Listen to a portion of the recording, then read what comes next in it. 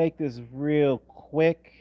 I don't expect too many people to get on, but this is going to be a very quick live stream. But I just wanted to go ahead and touch upon a couple things on the WBA ordering a lot of fights as of late, and I also need to touch upon Robert Helenius because he's also tied into the potential WBA legality fiasco that could potentially happen. So, first things first, I'm going to go ahead and rehash what I said in my previous upload. Is that the WBA has ordered both Leo Santa Cruz to face Lee Wood, and they've also ordered Gennady Golovkin versus Arizlan de Lara.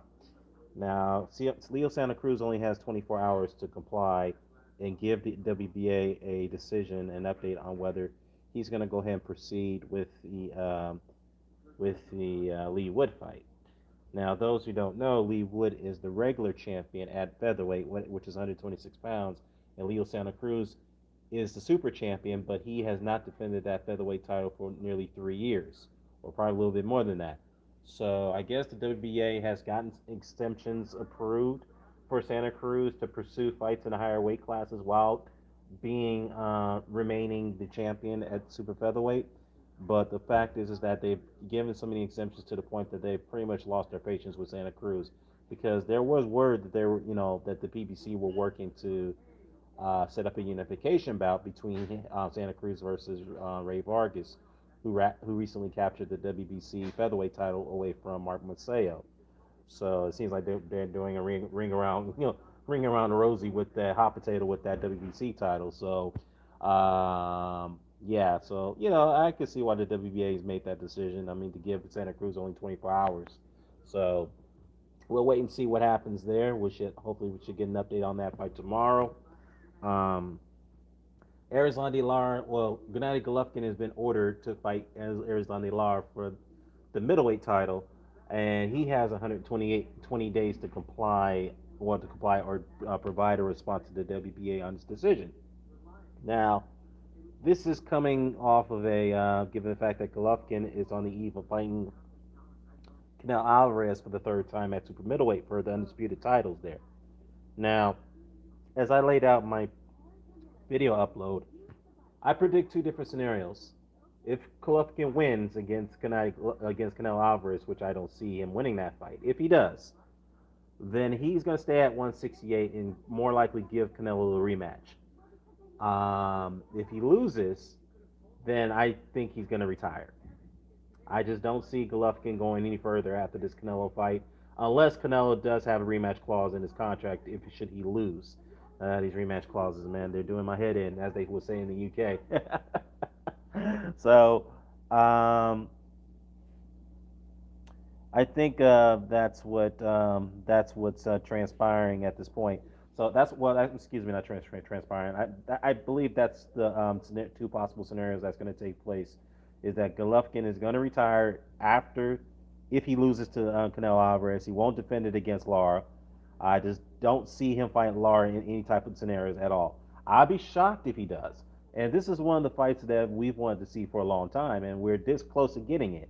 Now, again, we have to see what Golovkin wants to do. He has 120 days to decide, but the good thing is that he's not rushed that decision, because the WBC do understand that he has a upcoming fight, so they want to give him enough time to figure things out, so he doesn't have to be distracted on the WBA and their decision making. So, uh, yeah, so I can see where I can see that scenario. So yeah, those are the two scenarios I see playing out. I don't think the Lara fight's going to happen, but I'd be shocked if it does. And if it does, that'd be a great fight. Even though those guys are both of them are pushing 40 years old, that fight should happen, 8 years ago, 9 years ago? So, yeah, I mean, never late, better, never, what's the term that I'm looking for? What is the saying? It's better late than never. Let's put it that way. There you go. It's better late than never. Now, speaking of the WBA, Robert Helenius, in case you guys, I mean, sorry, I'm sure a lot of people have heard the news, is that Robert Helenius has filed some. He's filing a potential grievance with the WBA, and that grievance is that he was informed, or he had some reassurances that given his victories over Adam Kwanaki, he would be installed as the mandatory challenger to the winner of the Usyk and Joshua rematch.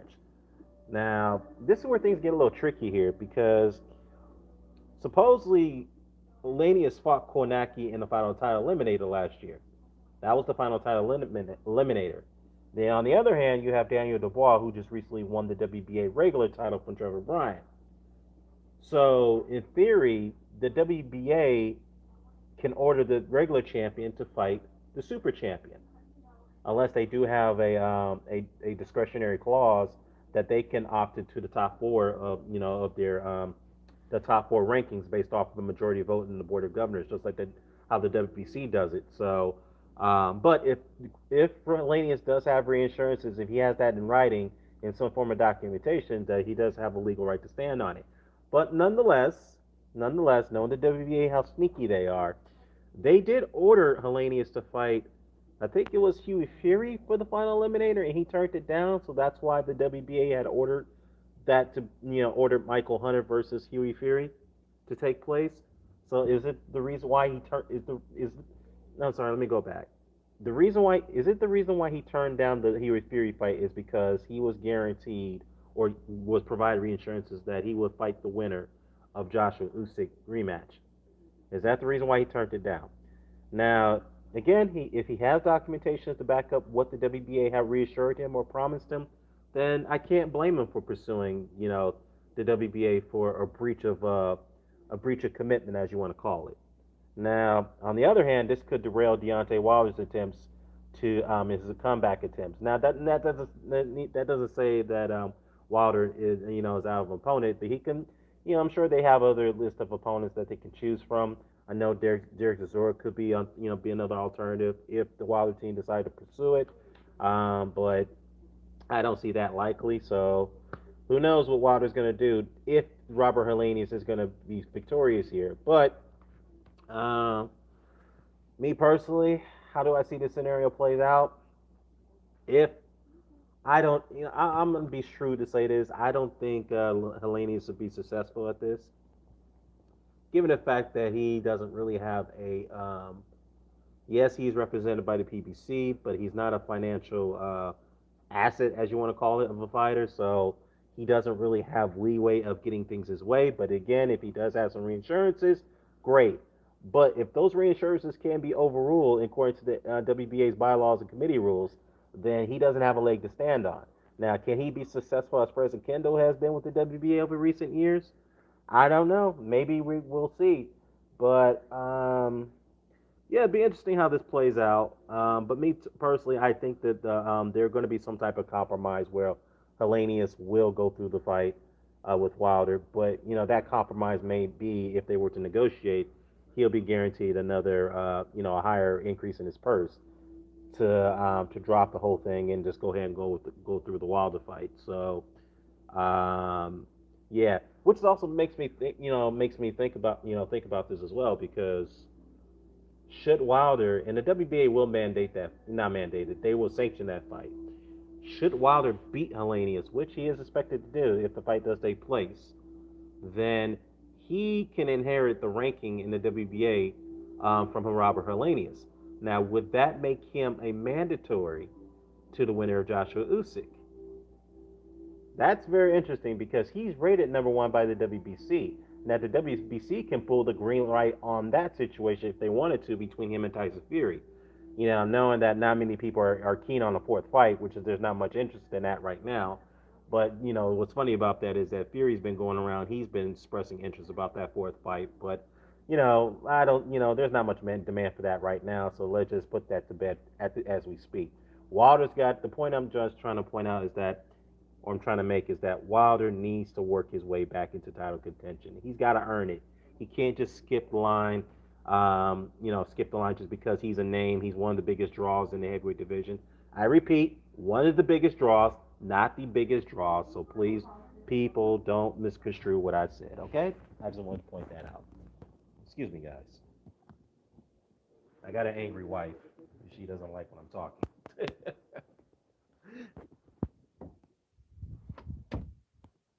There we go.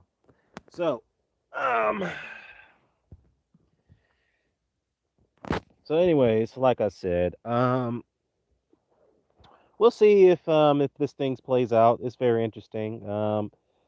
Given the fact that a lot of things been going on in the last 24 hours in the state of boxing. But as far as the weekend is concerned, we don't have really any big fights coming up, so it's pretty slow in the world of boxing at this point. Now, the one thing I want to touch upon is the Anthony Joshua, or the Alexander Usyk and Anthony Joshua rematch. Weird as it may seem, as it was reported about a week ago, Eddie Hearn has sold TV rights to Sky Sports. Excuse me, not Eddie Hearn. Eddie Hearn has sold the rights to the fight, as far as broadcasting or the other particulars involved, to the Saudis in exchange for what the reported amount of $150 million site fee, which is going to be split in two ways between Usyk and Joshua, right? So he sold that to them, giving the Saudis the discretion to sell the TV rights to the fight to whoever they want, whatever broadcaster they see fit. Which I'm sure that pissed off the zone because I think the zone was blindsided by that. And I also believe that Eddie Hearn could have been blindsided by that too, or he was naive in that situation. The reason why I say that is because I think, and this is just a theory, I think that Eddie Hearn was predicting, he was hoping, I'm not saying hoping, I think he was predicting that the Saudis would do, what's best and give the rights to the zone, given the fact that Anthony Joshua signed the lucrative deal to the zone. Now that they did not give the rights to the zone, they rather give it to Sky. They gave it to Sky, I should say. Um, Dave came out and said, Eddie Hearn, whoever, Eddie Hearn came out and said that, well, this fight is not on it's not part of the zone contract, which is bizarre. So it makes you wonder that why would you come out with this special announcement about Joshua signing to the zone, knowing this is which is more likely, or should I say, arguably the biggest heavyweight fight of the year. The zone is going to lose out on that, and furthermore, Sky, ever since the news came out last week or so, Sky has yet to even what you call it, they have yet to make an announcement about this fight, and we're 5 weeks away out. I'm sorry, we out. We're 5 weeks out. And I also have to say that we have yet to get a U.S. broadcaster involved. So, as I speak, maybe, just maybe we will get some type of announcement. I don't know as we speak. But I just find it very bizarre that we have not gotten an announcement, neither from Sky, neither from a U.S. broadcaster. So we may get one within the next week or so. Hopefully by the end of this week or maybe next week, as the fight does get close. Now, as far as the undercard is concerned, I know Badu Jack is confirmed, but he's fighting some obscure guy at cruiserweight. So I'm not gonna, go in depth into that particular fight, but expect Badu Jack to get through with pretty much with no problem. And in fact, that Badu Jack has fought in the UAE for the last couple fights or so, so I think he resides there too. So he does have some residence in Dubai, so it's close to home to him to some extent. So um, whatnot. So I just find that quite strange that we haven't gotten an announcement from Sky. We're barely getting the undercard confirmed, but I heard that Tyron Spong is going to be on that undercard as well, along with Calvin Smith. Their opponents are yet to be announced, I believe. So it's kind of strange. Now the undercard is one thing. I mean, you can kind of expect somewhat of a lackluster undercard because these fighters are getting the big pot of the site fee. So obviously, as far as the person is concerned, they're going to have to bring in fighters who are pretty much are fighting for crumbs at this point, and they'll take anything they can just to get a spot on the card. So just to get a little bit of recognition, you could kind of deem it as a marketing risk, go to marketing risk as a risk as that you're spending multiple marketing dollars just to make more back, and as far kind of like it's kind of like a healthy investment in a way, I should say, better words. It's kind of like you're making an investment and then you're hoping to get that big return if you're up, if you're fighting for crumbs at this point. But anyhow, I'm going off a little tangent here. I think, yeah, this is bizarre that we haven't gotten this announcement yet from Sky. nor we haven't got any confirmation about a U.S. broadcaster for this rematch, which is very, very bizarre. Now, if there were to be a U.S. broadcaster, it ideally it should go to the zone. It should be no issue there. But again, I've been wrong before. I mean, wouldn't be surprised if the Saudis sold the rights to ESPN or ABC, which owns ESPN, I should say, or they sold the rights to Showtime, which is owned by CBS, which are big corporations, a lot larger than the Zone. So that would be very shock. Not saying too shocking, but that would be a bit of a curveball, as you want to call it, if either one of those networks get rights to that fight. So yeah, it's very, very bizarre. Now, another thing I want to point out is that Anthony Joshua's chances of winning the fight, according to the odds right now, he has about a little over a 30% chance of winning. Usyk is at 68, 69, about 70%. So it's a 70-30 fight. Now, if you sum it up, I can't argue with that, but me personally, it's an 80-20 fight in my view. And that 20% is where is based off what I've seen from the last fight, obviously, where Usyk dominated. But anything can happen. The reason why I'm giving Joshua a puncher's chance because this is the heavyweight division, and anything can happen with one big shot landed. A fight could turn around based off that. Now, I was talking to a buddy about this.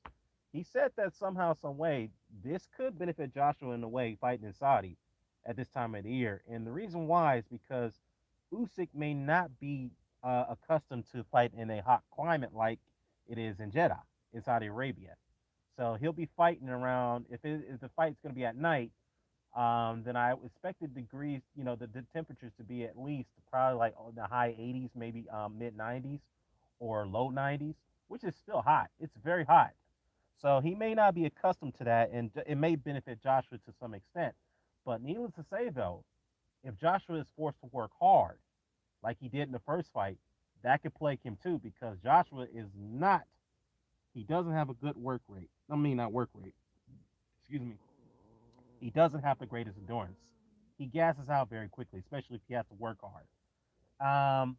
Another thing I've heard too is that Usyk has been bludgeoning, as you want to call it. He's been beating the crap out of his sparring partners as of late. He's beating them so bad to the point that they can't even keep up with him. They can't lace a glove on him, and they're being sent home because they can't do anything with the guy. So maybe I'm reading too much into it. Yeah, sparring is sparring, but based off what I saw in that first fight, the last two rounds were very telling to me, and the reason why I say that is because Usyk turned up the gear like it was like, where did that come from? You know what I mean? And I think that caught Joshua off guard too, because in those last two rounds, and even the 10th round, Joshua was hurting. I mean, Joshua was getting hurt, not just peppered. He was getting hurt, and he didn't. He probably realized that this guy can actually knock me out. And to me, it seems like it was a message being sent to Joshua from Usyk at the last two rounds of that fight, especially the 12th round. I think Usyk sent a message to Joshua to let him know that I can pretty much do whatever I want with you in our rematch. So if you invoke that rematch clause, so believe me, it's going to get a lot worse for you. That's probably what Usyk did. Probably sent him a message indirectly after that 12th round. Now I could be wrong before. I could be wrong. I've been wrong before. Maybe I'm reading too much into it because sparring is sparring, stories are stories. But given what I've seen in that first fight, I don't see this fight going any differently. Other than yes, Joshua can make some improvements here and there, but my problem is my concern is that if he comes in too aggressive, like Robert Garcia will want him to do, it's going to backfire on him because you cannot do that against a guy like Alexander Usyk. He will make you pay. I'm not saying it's suicide, but he will make you pay. Because if you notice in that first fight, when Joshua did load up, when he tried to apply pressure on Usyk, what did Usyk do? He countered him. He gave him four unanswered punches. He moved in different angles. He faded in different positions to throw off Joshua's timing. And that's when Joshua realized that he was up against a different beast. It's kind of like what Addy said about his conversation with Tony Bellew. Addy said, and I saw this on one of his video uploads with Andy Clark. He said that Tony Bellew told him, and this is quoting Addy Abdulupo, right? Quoting him, he said that Tony told him that in that second round when he fought Usyk, Tony said he realized, he said to himself, you know what, I'm not going to win this fight. this guy got me because he was showing him things, Usyk that is. Usyk was doing things that Tony Bellew, has never seen before. Not accustomed to, doesn't know what to do, can't figure it out. So I know a lot of people are, all of us are focused on what the adjustment Joshua can make. I get that, but we're neglecting on what Usyk can do, what adjustments he's going to make. Because this man could go 5 different gears, 6 different gears if you want to put it at that. I mean, and another thing that bothers me too about that is that many people, and this is just not just Joshua fans, but Joshua nutcases, they're trying to make it seem like that Usyk beating Joshua, which is a fluke, just like the Andy Ruiz fight. I don't know why they believe that because this is not an Andrew Ruiz situation. Usyk is a much better, superior fighter than Andrew Ruiz, and better, and most importantly, he's far more disciplined. Usyk's not going to blow up at 200, not 200. He's not going to blow up at 30, 40 extra pounds like Ruiz did. He's not going to do that. All right. So the point I'm making is that yes, Anthony Joshua may improve a little bit better because historically in rematches the losing fighters do show some bit of improvements. But what we have to understand, what we have to acknowledge is that Usyk will also show some improvements as well because he could do a lot better like he did in that first fight. Believe it or not, because I've seen this man fight a lot better than what he did against Anthony Joshua. And if you don't believe me, take a look at his previous fights. That is scary. And I think Joshua knows it too. So, or his team, I should say. Then again, like I said, I don't see this rematch going any differently. I won't be surprised if Usyk stops him. Now, if Joshua is going to win this fight, it's going to take a miracle. I'm sorry. Yeah, that miracle is landing that big punch. That's all Joshua's got. He's got to land that big punch. He's got 4 rounds to do it, or maybe 5. Because if he doesn't knock out Usyk within the next 2 or 3 rounds, within those 4 or 5 rounds, he's losing that fight. Plain and simple. He's losing that fight. And again, it's going to take the act of God for Joshua to win this fight. Either that, hook by crook, which means that, yes, if the fight is close, then Joshua, I'm not saying close, but he'll get the benefit of the doubt, that's highly doubtful. But if this is some type of situation when Usyk dominates, but if Joshua's still left standing, he will get the decision of in a way of a robbery. Because there are some concerns the way this thing's been set up and the way that Matchroom and Joshua's been stalling this fight for over a year now, the rematch that is. So there are some concerns there that this fight could be fixed for Joshua to win. So me personally, I don't, I'm not worried about that for Usyk because I'm sure he's aware of that. He's been in those situations before many times. So we'll see. Again, I'm only giving Joshua Punch's chance to win this fight. He's not beating Usyk on technicality. He's certainly not beating him on speed and endurance. And obviously, what are the word? He just, what's the word I'm looking for? He's just a masterful tactician in there. And he's got many weapons to beat you. So, yeah, that's just my thoughts on it, guys. Again, I don't expect many comments in here. I only got one, maybe a couple here, I believe. Ernest Terry says that AJ by KO. Remember Lewis Rockman too. Yeah, I remember that one. But the difference is that Hasim Rockman is no Alexander Usyk. Yeah. And by the way, speaking of Lennox Lewis avoided southpaw throughout his career. Even Lennox could tell you that. He didn't want to fight Michael Moore. He didn't want to fight Chris Bird. He avoided those fights. So that's another thing you got to take into account. And Rockman, compared to Alexander Usyk, is a limited fighter. Not saying Rockman was a limited fighter in an overall perspective, but skill gap wise, yeah, it doesn't even come close. Not even close. So you can't compare Hasim Rockman to Alexander Usyk, and you sure as hell cannot compare Lennox Lewis to Anthony Joshua. To Anthony Joshua, because Lennox Lewis is a far, far, far greater superior fighter than Anthony Joshua. Yeah, far superior fighter. Bird really did. Yeah, he avoided the Chris Bird fight. I'll tell you what happened. In fact, the IBF, when Lewis was the IBF champion, right? The IBF ordered that fight. They ordered him to fight Chris Bird. But Lennox vacated that belt after the Mike Tyson fight. Yeah, he did. He vacated it. So that's why Chris Bird and Evander Holyfield end up fighting for that title in a vacant fashion. So yeah, he avoided Chris Bird. Not saying that Chris Bird would have beaten him, but given the fact that Lennox didn't like southpaws, and there was a reason why behind that because he struggled against them, based off the stories I've heard. Yeah, he didn't want nothing to do with them. Nothing to do with Michael Moore. Nothing to do with Chris Bird. I'm saying that as a joke. All right, fair enough. Fair enough, man. Fair enough. Fair enough. Fair enough. So yeah, guys, I just want this is just yeah. I went what 26 minutes, 28 minutes, yeah, 26 about 26 minutes. Lewis KO's Bird. I mean, yeah, if that fight actually happened, but the problem is that Lewis ducked that fight. He ducked Chris Bird, so we may never know. And again, he had a pattern of ducking southpaws. So yeah. Um. So another thing. Oh, I forgot to mention. As far as the heat, Usyk, can he be accustomed to the climate over there in the UAE? It's been reported, I think, that Usyk's been training there for quite some time, even before the fight was announced. So he's been stationed in Dubai for the last few months. So he's been accustomed to the weather and his climate, his conditions, and how to train. So, yeah, I think he should be okay. Then again, who knows? I mean, you got to have a guy like Joshua who's going to force you to move around. I mean, Usyk, moves around a lot, so uh, we'll see. We'll see how this plays out. But like I said, though, I predict this fight's not going to go any differently. It's going to be the same result. It could result to Usyk being more dominant than he was in the first fight.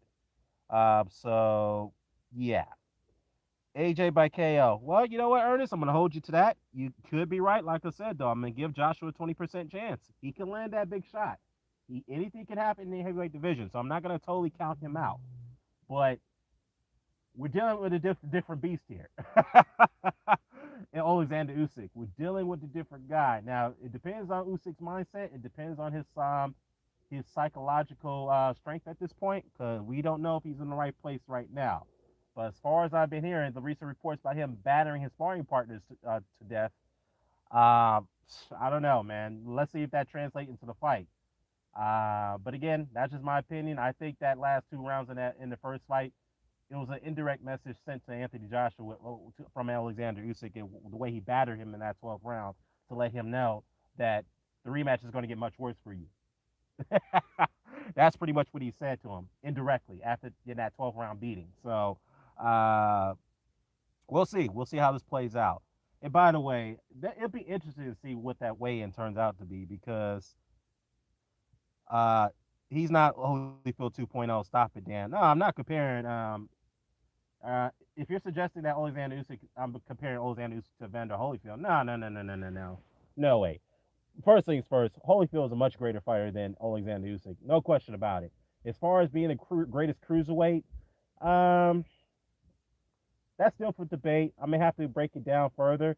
The one thing I would say that stands out from Holyfield's cruiserweight run versus Usyk's cruiserweight run, it's not that far apart. The only difference is that Holyfield beat a Hall of Famer in that weight class, and that's the White Muhammad Ali.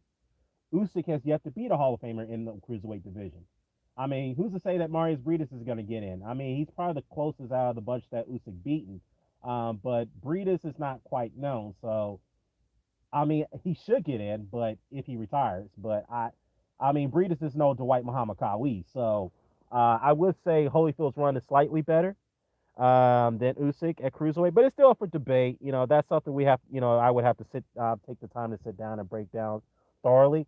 But as far as the heavyweight run, yeah, Holyfield's run at heavyweight is far superior than Alexander Usyk. Far superior.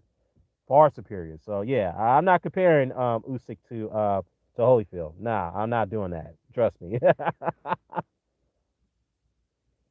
Yeah, twice. Yeah, he's not Holyfield 2.0, Dan. Stop it twice. No, no, like I said, I know. What's up, Tony? Tony says here, guys. Tony says here, oh shit. I finally catch up on one of your lives. Yeah, man. It's a short live, so I'm going over a little bit, but just rehashing my thoughts and opinions on the of the Joshua Usyk rematch, which is about to go down the next 5 weeks from now. And what's bizarre about this is that we have yet to get a confirmation from Sky Sports about the fight, nor we've gotten a confirmation about from a U.S. broadcaster. So this is pretty strange, and all this should been penciled in or confirmed weeks before the fight's even announced, or the fight date, I should say. So this is pretty strange to me. Tony says that they're not going to try to broadcast AJ get sparked again. Is that what you predict, Tony? Yeah, because I had to, I'll admit, man, your predictions have been on point, with the exception of the Fury and White fight. So, but yeah, I don't know, man. It's kind of strange how this is playing out, man. It's very strange. Hey, Ernest is confident though, man. He said that I'll come back here after the AJKO. Hey, man, I'll eat my words if that happens, man. I'll be on the first to come on here and say, you know what, I was wrong. I was wrong. I didn't give Joshua not much of a, I didn't give him, I only gave him a puncher's chance, which is not much of a chance to win that fight, other than a puncher's chance. That was it. But he surprised me. So, yeah, I've got to see the weigh-ins before I pick a winner. However, I think Garcia is going to get Joshua fucked up. Yeah, you know what? This is another thing I take into account. Garcia fighters are known to have this, not saying a rock of sock'em mentality, but yeah, let's just put it this way. We're not going to sugarcoat it. It is kind of a rock of soccer mentality. What I mean by that is that his fighters, they're not afraid to get hit. What they do is they rely on their durability to weather the storm, weather the punishment that the punishment that they're absorbing to give it back. So that's what they rely on, is their endurance and their durability to get them to fights. But Joshua is not that great of a durable fighter. That's a problem. I mean, can you change some of the things that he's not accustomed to? Yeah, but even though Robert Garcia has been training Joshua for what, since December, that's still not enough time. You're gonna need like what, 5 different training camps. Get a couple fights in to get acclimated with the new style and then with the new trainer. I don't know, man. This is kind of like looking like a big mistake because if you look at that corner, there's really no head trainer there. It's like it's split up between Robert Garcia and Angel Fernandez. And to me, there's going to be a lot of confusion in that corner once that rematch, once that fight comes off. And that's a problem right there. So I don't know, man. Let's just hope it does work out for Joshua. But to me, this doesn't look like this chemistry, this formula is going to work. I really don't see it. And I hate to be pessimistic, but I don't see it.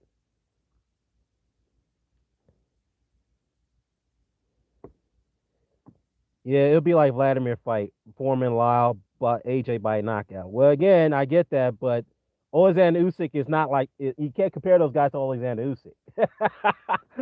Usyk is not going to sit there and trade with you. He's not going to do that unless he knows he got you hurt, he got you where he wants you, like he did with Joe Joyce. So Usyk is not. He's not. Again, he's not those type of guys that's going to sit there and get hit just because he wants to. He's not going to do that. So I admire your enthusiasm, Ernest, but this is not Andrew Ruiz. So you got to take that into account. This is not an Andrew Ruiz situation where Ruiz got away with that, with the Joshua win because he landed that one big shot where Joshua got reckless. No, this is not that type of fight at all. Yeah, Usyk's chin is made of some type of Ukrainian stone. I mean, he's not going to get knocked out. Yeah, I mean, yeah, he can get hurt, but he can weather the storm, man. He can recover very quickly after taking a big shot. Because I remember when he fought Gassiev, when Gassiev landed that big right hand, and believe it or not, when I tell you this, guys, Murat Gassiev, by other fighters' accounts, some fighters who spar with him says that Gassiev hit harder than most of the not cruiserweights. He hit harder than most heavyweights that we see today.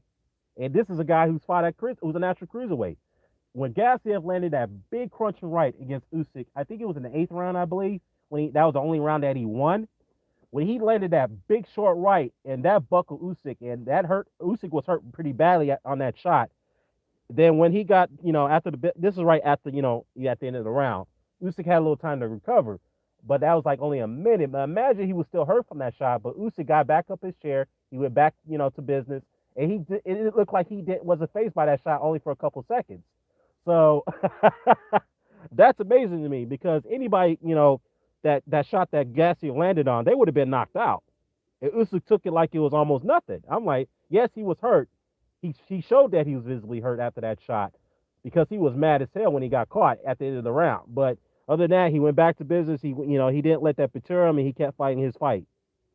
So, and he kept doing what he wanted to do with Garcia. Quit talking about spar. Talk about Allen Iverson. I got you. I got you. I got you. Ernest, am I just Ronald Finkley here? No, no, no. You're not Ronald Finkley. My bad. My bad. No, you're not. Ronald Finkley's gone on another alias. Shout out to Ronald Finkley. Um,